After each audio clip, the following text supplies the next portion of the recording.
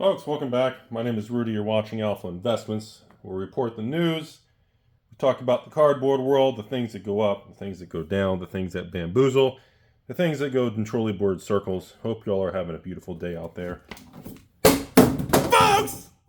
Welcome back, Bull Market Investments!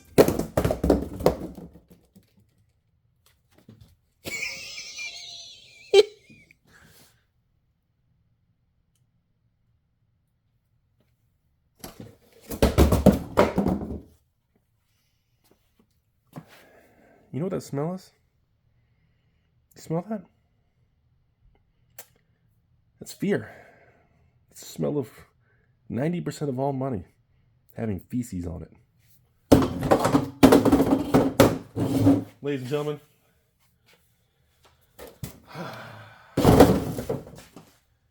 did you miss me? Huh? BGS 95.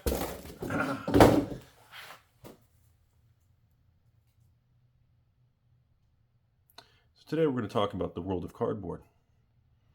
Everybody thinks we're entering the greatest bubble of all time. It's like I should just delete the YouTube channel and just re-upload every video from 2021 and do it over again. And just remonetize the channel.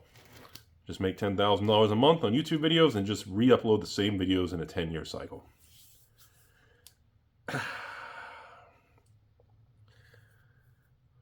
You know, I never thought I'd say the words, but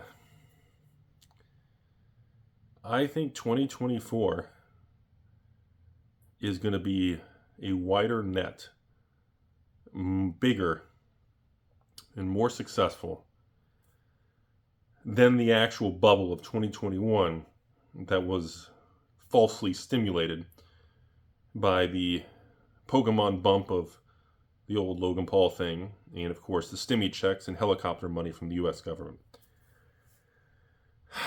This is a whole different beast, folks. The girth. I said that. This is being filmed on Stepsister Tuesday. And the girth of this market is far different and deeper than 2021. 2021 felt bamboozling. You know, the people jumping in. And, you know, we have all the textbook things that happened in 2021 happening again right now, which is, my email right now on daily is people presenting new business ideas to me, presenting new card games they want to launch on Kickstarter. It's like deja vu. It's no shit, everybody. It's like deja vu. And the difference, though, is,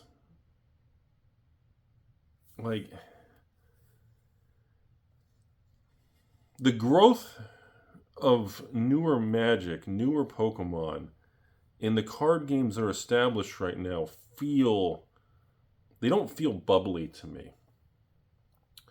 If you look back, even at the beginning of 2021, when I don't know how many new Kickstarter games were launched in 2021. I don't even know, 99% of them failed. But we don't see that right now. We see the growth coming from all of the card games that have already made one or two sets, right? Right? Technically, Flesh and Blood was pre-COVID. That's 2019. And we're continuing to see the Flesh and Blood, the demand for 2.0 boxes and new stuff, and even older Flesh and Blood. It's very thin out there. And single cards, especially on new Flesh and Blood, is doing really well. And then you look at the newer card games, which are technically the newer, the One Piece and the Lorcana, and of course Star Wars. You just don't want to talk about the newest set. And, the volume selling is really, really high. And I don't think it's bubbly, man. It doesn't feel the same. But we do have a lot of people jumping in our little card world that have no business being in the card world. And they will be short term. I believe a lot. There's another thing. I don't want to touch on this video. I guess we'll go in this video. We have to address the rip and ship thing. We have to address the Twitch, the whatnot, the streamers. We'll do that in another video. We'll do that tomorrow. There's so much to unpack with that. Because that truly is, I didn't grasp how big of a difference and what the impact of this rip and ship streaming thing that's this new, like that wasn't really a big thing in 2021. It's a huge thing now. And that's a big difference. It's playing an impact on collector boxes and new Pokemon. In other words, anything that, well, is exciting to watch being cracked to see if they hit something big. People like to participate and people like to watch, So that's a complicated. We'll go into that in another video, but I want to focus on, we are seeing the return of increase, obviously the robberies and thefts at conventions and news events and headlines. We're seeing more aggressive behavior at your local retail big box stores like the Walmarts, the Amazons, the Targets, the Barnes & Noble, where people are getting in fights in the parking lot, and they do that whole strip poker fight where they fight and the winner gets naked and runs inside and buys all the cards. And we're seeing a return, a lot of that aggressive behavior, because you have a lot, those are kind of the Timmies and kind of, I don't want to say like I see people online use a term where like people will mess me saying, Rudy, what do you think of like the bottom feeders that are jumping into card world to try to rip out all the boxes from the stores to flip it online and try to get people? Like, first, I don't know how much I'm a fan of the term bottom feeders. It's a little bit of a little scalpy, little aggressive, even to Rudy lacks standards. But yeah, that's the thing. We are seeing a return of a bunch of people into the card world that didn't care. And you're seeing return of the noisy, squeaky wheels of the internet police online who are upset that prices are high.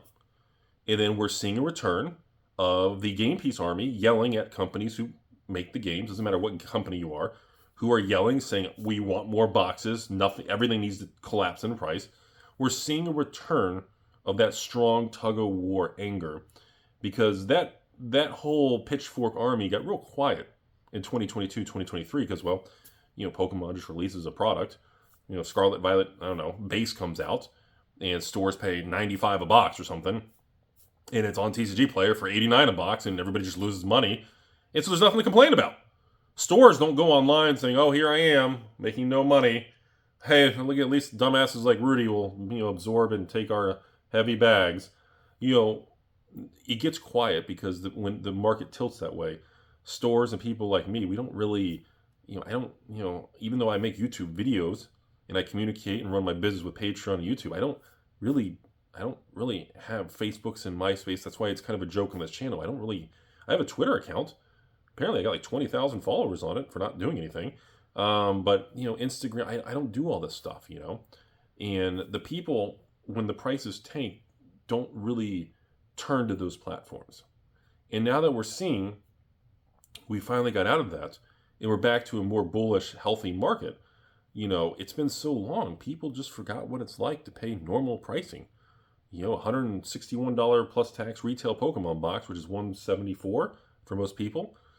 Suddenly, if searching Sparks is $210, people are freaking out.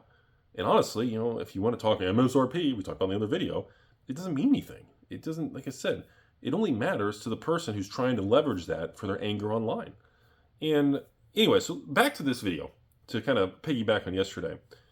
It does feel like we are going to have some negative things in 2025 when it comes to people jumping in our industry here, the community. We're going to have people joining the card world that have no business being here. And they tend to be the flippers. They put on a credit card. They got to flip. They got to pay off their bill in 30 days. These are usually lower net worth, lower capital individuals who are just trying to churn, and they just want to make a few bucks. And they're going for anything they can. And, I can't really bash them. I respect the hustle, but it works until it doesn't.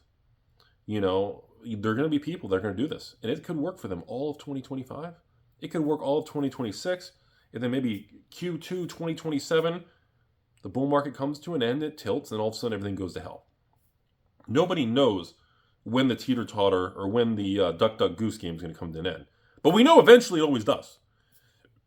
Because, again, healthy markets require flush-outs. Flush-outs, reset, and clean the floor. You have to have that to get rid of over-leveraged businesses, dumbasses, risk takers, and people who just do things that encourage bad behavior.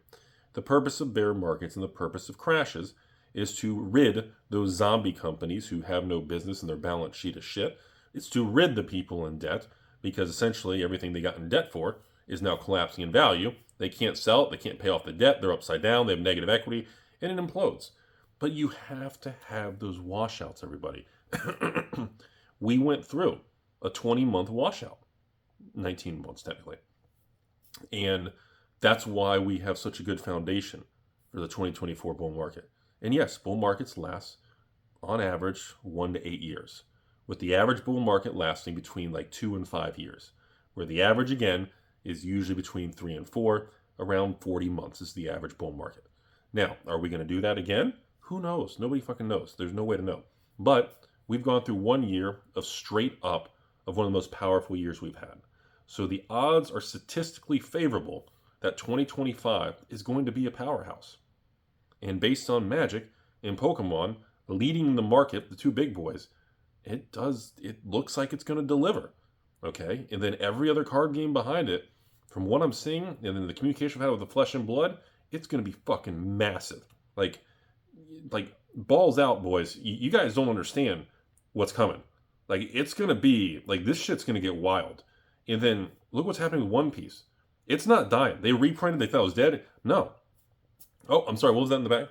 What did you guys say? Oh, Disney Lorcana and what, I mean, oh, how about Sorcery? Oh, did you see that tanked? Okay, well, guess what? It dipped Arthurian Legends, because everybody thought, oh, overprinting went to shit. And then literally 10 days later, through the Black Friday, Cyber Monday, Stepsister Rudy Tuesday, pops right back, market buys the shit out of it. I don't see a problem. And we continue to march forward into very good times, folks. And there will be side effects to this. Things are going to be more expensive. And because, well, we're going to be competing with a lot more people jumping in that should never do it. Like I said, there's going to be people with a grocery store. There's going to be people, like I said, with a baseball card store that are now ordering Pokemon for the first time. There's going to be people ordering Magic and wanting Final Fantasy and Marvel. And they've never even ordered Magic in the last 5 years. So these are going to be some collateral side effects to this stuff. And, you know, I can tell because last year, you know, you all, patrons, comment section, everything, I know life is busy and everything, but like, I like to go back sometime to older videos. I'll pull a video from like 2022. I'll go on my YouTube channel, hit videos, I scroll down, and I'll go to 2022, 2023, you know, hit 1 year, 2 year old videos. And you look at the comments and look at the conversation, how it doesn't even feel like the same world, right? And I also know because the behavior of the public is what is the most noticeable now. Because even 1 year ago, hell, 6 to 9 months ago, like nobody would even ask me for price quotes on older Pokemon sets. People wouldn't even ask me about, you know, hey Rudy, will you sell me, I don't know, 6, I don't know what's a good example, Bloomborough collector boxes. Rudy, will you go back and give me a quote for 6 Wildsville Drain collectors? It's like, dude, these boxes are expensive now. I mean, the days of the cheap stuff are over with. I'll offer them to you, and I can do that stuff. I do it all the time, one-on-one, daily, but be aware. I mean, there's, you know, it's either you missed out and you just pay today's price, or you just wait and hope for a crash or a dip or something. But, you know, I think a lot of things have been put to rest now. The idea that people think collector boxes are endlessly reprinted is finally gone away. The idea that people think new Pokemon, the Scarlet Violet era, was the death of Pokemon is gone away. The people who think One Piece died because Bandai reprinted a lot of the sets. Yeah, some of the sets tanked. And guess what? People have been buying the shit out of it, and they're slowly coming back. Like, all of these negative things that people thought was the end of it, you know, like, everybody was wrong. The internet's wrong. And I don't want to say everybody, the internet, you know, and that's something I want to end this video to remind everybody something very important. I know we have fun, we do the memes and the jokes. We got the new chair as the big prop of Alpha Investments that changes grade every video. And I get that whole thing. But remember, folks, the market prices things wrong all the time. Okay? So when you see things, I'll bring it up. I told you I wouldn't. Like Lord of the Rings holiday special boxes that were $250, $300. Nobody wanted them. And now they're like $2,000. That's not a situation where it's like, whoa, what a bubble. No. The market, it should have never been $250 to $300 in the first place. The store cost was like 200. I remember paying like $285 for those things, wholesale store cost. Like MSRP was like $500 for a Lord of the Rings thing. Like, see, if you say, well, if that product had come out at $499, I know it's still a fucking ton of money, but if it had come out at $500 and then ran to $1,000, you think, oh, okay, well, kind of double, but it's expensive. It doesn't seem as crazy if the product wasn't so rejected at $250 at the beginning. So again, the market mispriced, and when it re-snaps that rubber band, it stings because it's just, that's the thing. That's the thing that gets more attention than it probably should. It's the same thing, and trust me, we're going to see a lot more of it. We're going to see a lot more, folks. All these things, the Assassin's Creed stuff, the collector boxes, the Thunder Junction, the Bloomborough, the Foundation, the Modern Horizons 3, even MH2 collector boxes. We're going to see Ixalan, Wilds, Doctor Who, Fallout. Who's to say, do you guys think all these are priced correctly? What, the market's just efficient frontier? Everything's perfect? No. There's a lot of inefficiencies. Scarlet Violet in Pokemon. Scarlet Violet 1, SVO 1. SVO 1, probably honestly, 1, 2, 3, 4 at the beginning. Honestly, none of them should have been tanking and cheap as it was. Mr. P, SVO 2 was probably the closest, like 110, 120. Never really collapsed. But like SVO 1, 3, 4 at the beginning, the market treated it like it was dog shit. And now, we're like, oh my God, how did Scarlet Violet base become 125? Jeez, went up $5 just since yesterday when I threw the chair. Fuck, every time I throw the chair, do prices go up? Did I just discover, like, the Da Vinci Code? Huh.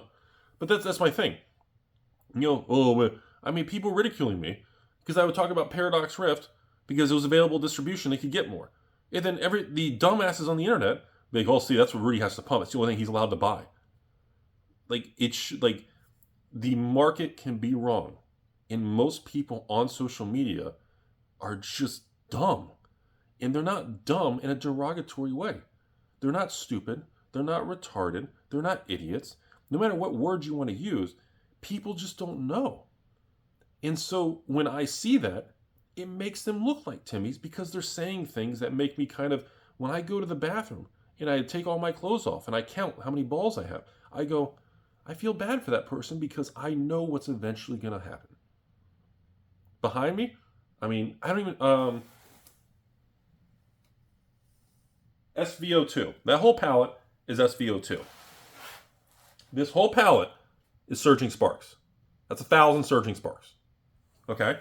Like, I don't even have SVO1, in this video or anything. But the point is, I know eventually time has a funny way of humbling. And I also know life works in weird ways. Like, I swear there's some higher power of like flat earth, alien-based reptilian Rudy, R-squared, reptilian Rudy. I swear there's something where the more a product or the more a box and the more a store or an individual or an idea or a business model, the more something is ridiculed. I swear there's some like life balance chart that the more it happens, the more it increases the probability that it's going to like seek revenge and work out. Like I knew that a year ago when I got involved with the PCG thing.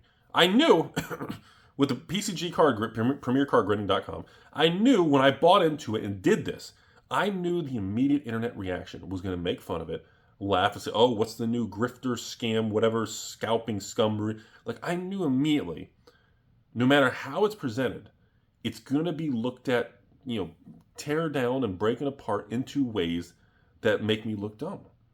And I knew that would also get a lot of news and attention. And I knew the more it was presented with that, the more people would discover what's happening, and the more it increases the probability that things work out in funny and weird ways. Look at Dogecoin. Look at Bitcoin. Sometimes the more it's laughed at and it's going to go to zero, the more you're going to fuel it fuels people to prove you wrong. It's like an organic fuel, So right now, we are in this new cycle we're all battling, enjoying our hobby, but we're battling against a lot of new people jumping in. It's gonna get tough in 2025. We're gonna be battling a lot of the flippers. You're gonna see more on this YouTube channel. I'll deal with more fraud. I'll deal with more patrons that are gonna try to jump in, and they're gonna want to just do a quick flips. And if they can't do quick flips and make tendies, they'll get angry. They'll get angry at me. They'll get angry at your store. They'll try to review bomb something. We're gonna see a return of a lot of that, and that's unfortunately some of the downside of a bull market is you attract some of the people you don't want to. But I don't think it's a bubble. That's the point of this video. I don't think what we're experiencing, while it reminds some of you all who made it through, some of you all stayed on this channel and stayed with me from 2021. So you're aware how shitty things were for 2 years. And then we make it to 24, and you're aware how, whoa, this year is crazy. Like, price check anything you want, especially if it's a Magic Collector box. Holy hell. Or a Pokemon box. Everything. But a lot of you all aren't from 3 years ago. And 99% of you all weren't watching this channel almost a decade ago when I started out, and I'd show you a box of cards, and I talked, and I was ridiculed from day one. Thank you, Reddit, for making me famous. And this cycle, while some of you, everybody's attributing it to a 2021 round 2, I think it's actually very different. I think it's more organic than we want to admit, because the way the prices are just keep grinding up, that grind up versus a buyout staircase, that grind up slope is very healthy, because as the price is going up $1, $2, $3, $4, new buyers are saying, oh, how much is that today? $250. Oh, it was $245 yesterday. I don't care. Fuck it. I'll still pay that. Like, you're seeing as the prices move, like on Wall Street, as the bid goes up, they still buy. And that's very healthy. That is the real deal. Versus, oh, look, there's a box of Pokemon or a box of Magic for $200. Oh, look, now, oh my God, I checked it. $200. It just went to $800. Like, when you see that kind of gap, it's usually more risky. Hence the 2017, 2018 reserve list buyouts. It was a very volatile thing. So overall, I just want people to understand, I don't think it's a bubble. If anything, I think it's healthier, more widespread, and I think, I don't think this is the end of the bull cycle, folks. I know we're 1 year into an amazing time, an amazing year. A lot of people did really well. Most people didn't because they didn't really believe it was going to be a good year. But I don't think it's the end. I think 2025, Magic and Pokemon are going to lead the market higher, and all the other card games behind it are going to pull upwards as the overall card market continues to really flourish. We are not going through the COVID thing. We're not going through the market manipulation and government handouts and stimulus and lockdowns and bleach and COVID, and we're not going through any of that. We actually have a runway in a timeline here that's suspiciously good looking. And I don't want to curse it and jinx it, but it's very rare that we get a situation where we have that kind of runway for the market to run. And it could run a lot more than people realize. And we could see that kind of growth in the card world, in Bitcoin, real estate, stocks. It could be across the board, everybody. We could have just grinding runway upwards for a while here. This isn't a bubble. There's no evidence of it. This is a changing situation. And one last data point I want to give you guys that I like to use. I don't really share this very, but I want to give you this interesting data point. The girth of patrons. I'm not going to tell you how many patrons I have, but it's a lot. And the girth of the patron spending is not as concentrated right now as it was in 2021 and even 2018 during 2017 reserve list buyouts. Like in 2021, let's pick a number. 40% of patrons would buy everything. Right now, it's like 80 to 90% of patrons are buying something. Even just if they just want 2 Pokemon boxes. Even if they just want to buy 1 box of Magic Foundations Or, you know, one family just says, hey, Rudy, I placed an order. Thanks again for being a nice guy. You don't know me. I'm evil. And I want one Bloomberg box for $116. And they buy just one box for $116 to the door. Just to open and draft or have fun with their family.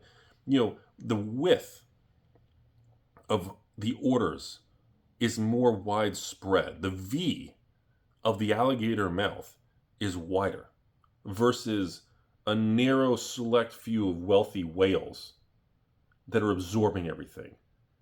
And that's a very important data point to know, that when you have a higher pool pulling products, it's spreading more thin and a wider net. And that actually is more bullish and is less bubbly because, well, it's being spread over a wider range of people. And that's actually very healthy. Historically, every person who buys a box of cards or builds a deck of cards to play whatever game they're playing, they're going to show or talk about it to at least like between probably 3 to 10 people. So the more people doing that, and you multiply that by how many people those people talk to, that's a big net. And that's a big exposure rate. So that's all, folks. I know some of you all probably just want reassurance that you don't think Rudy thinks it's a bubble. And others of you all are going to be angry, saying, oh, Rudy's still pumping because he thinks Rudy thinks he's afraid that everything's going to crash and I'm going to go bankrupt, or I don't know what the fuck Timmy's think. So overall, thanks for watching. That's all I have today. We did run the patron sale for the Foundations Jumpstart, and it blew out. So I am going to work on getting thousands of boxes of Jumpstart to leave that in stock permanently, because I had no idea the demand was that high. And yes, just so you all know, we ran the sale for like $99 a box, and that's shipped to your door. But yes, Foundation Play is 116, so is Bloomberg, Dustmorn. Those are all doing really well. You guys can probably see some. Can you see the Dustmorn back there? I don't know if you can see it. Pokemon, we are a couple weeks away from Prismatic Evolutions. We have a Pokemon Scarlet Violet Variety Kit sale coming up. We got a One Piece OP7 sale coming up for patrons.